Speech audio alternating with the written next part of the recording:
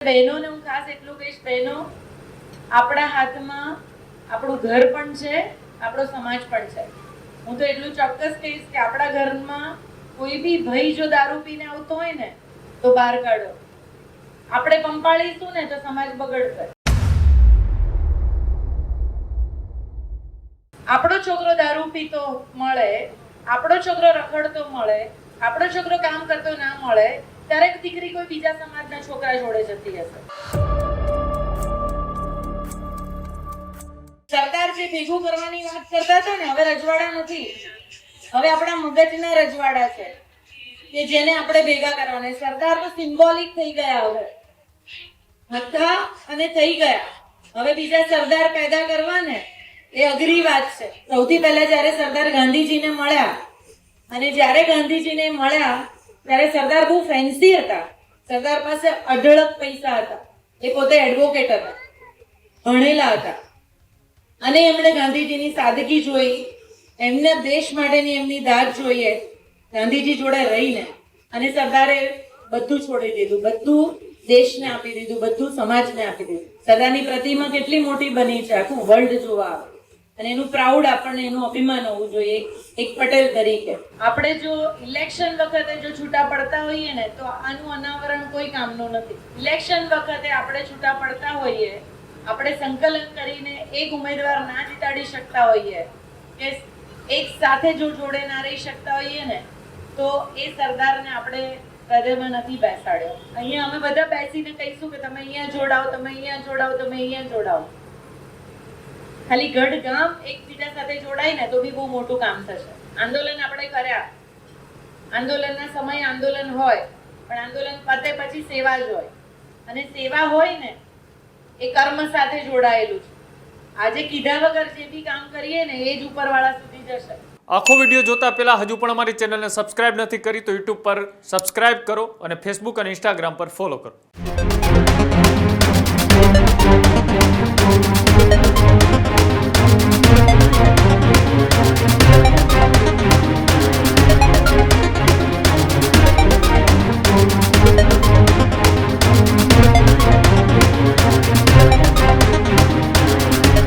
બનાસકાંઠાના ગઢ ગામે સરદાર પટેલની પ્રતિમાનું અનાવરણ કરવામાં આવ્યું. સરદાર પટેલ ચોક ખાતે ભવ્ય કાર્યક્રમ યોજાયો. અનાવરણ પ્રસંગે દેશભક્તિના નારા ગુંજ્યા. આનંદીબેન પટેલના પુત્રી અનારબેન પટેલ ઉપસ્થિત રહ્યા. જેનીબેન ઠુમર અને ધારાસભ્ય કિરીટ પટેલ પણ કાર્યક્રમની અંદર ઉપસ્થિત રહ્યા. એસપીજી અધ્યક્ષ લાલજી પટેલ પણ આ કાર્યક્રમની અંદર ઉપસ્થિત રહ્યા. અનાર પટેલનું કાર્યક્રમમાં સૌથી મોટું નિવેદન પણ જોવા મળ્યું. સરદાર જે ભેગું કરવાનું કહેતા હતા એ રજવાડા હવે નથી રહ્યા, આવી વાત અને કટાક્ષ અનાર પટેલે કર્યો.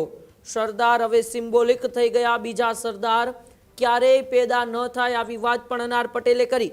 ચૂંટણી સમયે અલગ આપણે પાડીએ તો આનું અનાવરણ કોઈ કામનું નથી.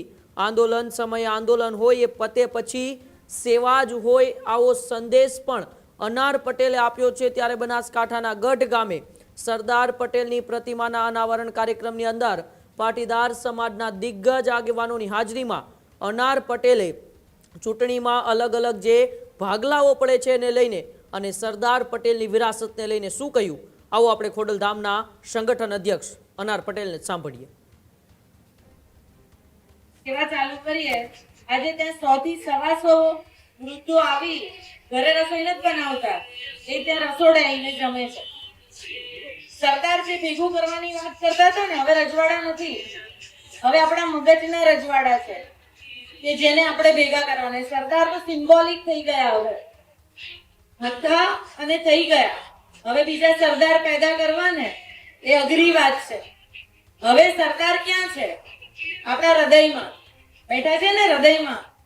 અને પટેલ, આપણે પટેલ સમાજ કહીએ તો પોલીસ પટેલ કહેવાતા. એમાં જ્ઞાતિ નહોતી, એમાં સ્વભાવ હતો કે કોઈ બી જ્ઞાતિનો વ્યક્તિ સેવા કરે, હૂંફ આપે, કોઈના માટે ઊભો રહે તો એને પોલીસ પટેલ ગણાતો. એમાં જ્ઞાતિ નહોતી ગણાતી. આપણે તો પટેલની લઈને પટેલ બની ગયા, પણ એ જ્ઞાતિ નહોતી ગણાતી. આ શું ગણાતું હતું? સ્વભાવ. અને એ હૃદયમાં આપણે સરદારને જ્યાં સુધી હૃદયમાં નહીં બેસાડીએ ને ત્યાં સુધી આપણે એમને સમજી નહીં શકીએ. કોઈના માટે ઊભા રહેવું, કોઈના માટે સેવા કરવી, સૌથી પહેલા જ્યારે સરદાર ગાંધીજીને મળ્યા અને જ્યારે ગાંધીજીને મળ્યા ત્યારે સરદાર બહુ ફેન્સી હતા. સરદાર પાસે અઢળક પૈસા હતા. એ પોતે એડવોકેટ હતા, ભણેલા હતા. અને એમણે ગાંધીજીની સાદગી જોઈ, એમના દેશ માટેની એમની દાદ જોઈએ ગાંધીજી જોડે રહીને. અને સરદારે બધું છોડી દીધું, બધું દેશને આપી દીધું, બધું સમાજને આપી દીધું. એમણે બધાને ભેગા રાખ્યા. આપણે આપણા સરદાર કરીને આપણે સરદારને નાના નહીં કરીએ. સરદારની પ્રતિમા કેટલી મોટી બની છે, આખું વર્લ્ડ જોવા આવે.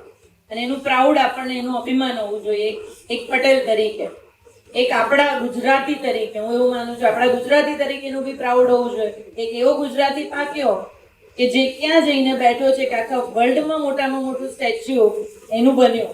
એટલે એ સ્ટેચર છે, એ સરદારને હૃદયમાં રાખીને જીવજો.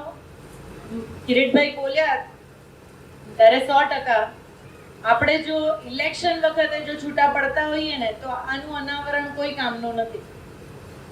ઇલેક્શન વખતે આપણે છૂટા પડતા હોઈએ, આપણે સંકલન કરીને એક ઉમેદવાર ના જીતાડી શકતા હોઈએ કે એક સાથે જો જોડે ના રહી શકતા હોઈએ ને તો એ સરદારને આપણે હૃદયમાં નથી બેસાડ્યો.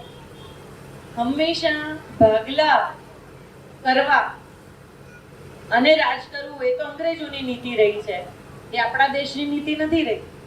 તો એ રાજકારણમાંથી રાજનીતિ તરફ આપણે કેવી રીતે જઈએ? હું એવું નહીં કહું કે બહુ મોટા રાજકારણની વાત જ છોડી દો. આપણે ગામના જ રાજકારણની વાત કરીએ, આપણા અંદર પડેલા રાજકારણની વાત કરીએ, આપણા ઘરમાં પડેલા રાજકારણની વાત કરીએ તો એને આગળ લઈને જઈ શકીશું.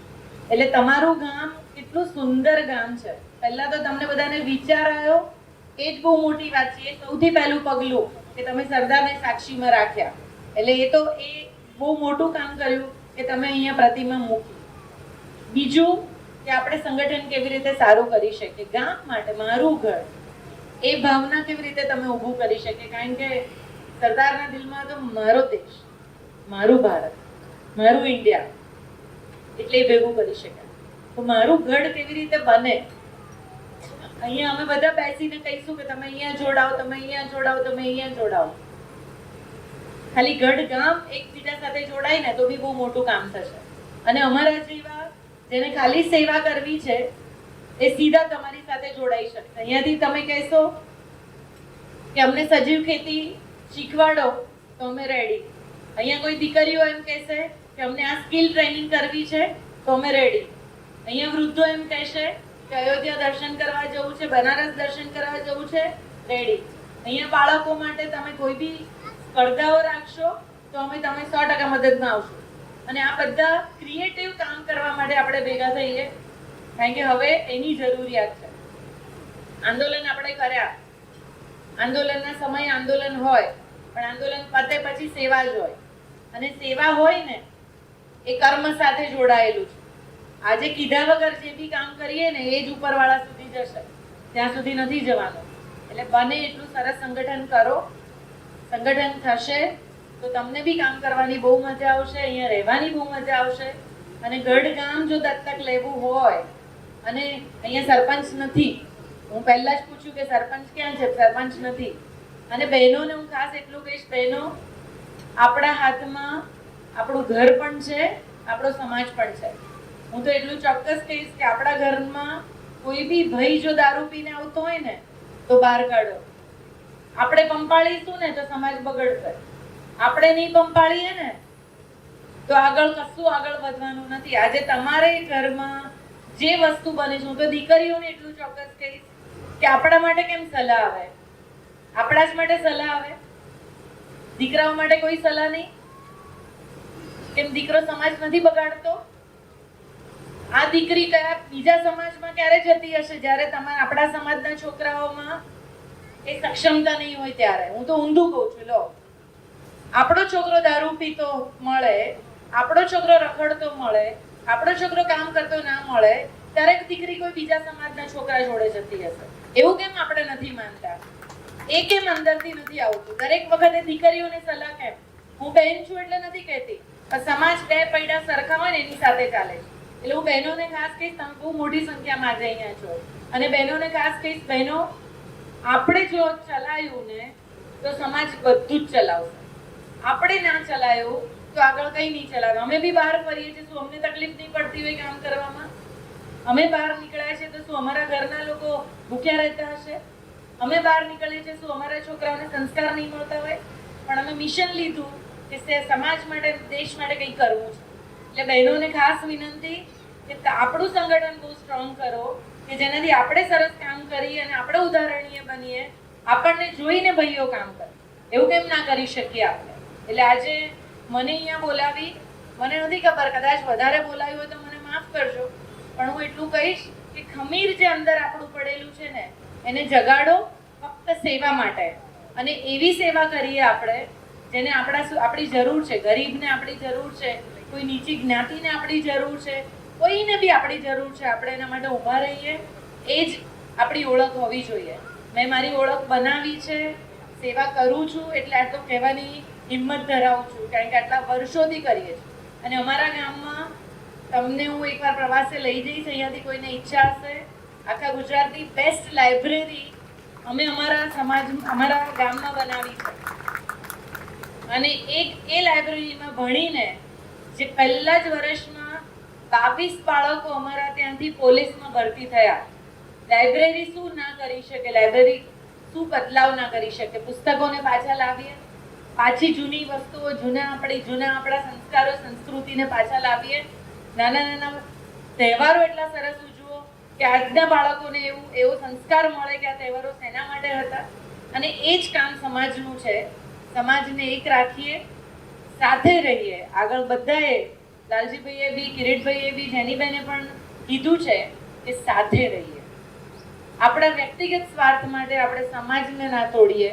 આપણે સમજીએ કે સમાજને તોડવાવાળી વ્યક્તિઓ કોણ છે અને કોણ કેવી રીતે એની વચ્ચે ભૂમિકા ભજવે છે. આપણે પટેલ છીએ ને, એટલે થોડા બોલવામાં કડવા, બોલવામાં થોડા રવ, ઘણીવાર વિવેક ચૂકી જઈએ કે આ બોલાય કે ના બોલાય.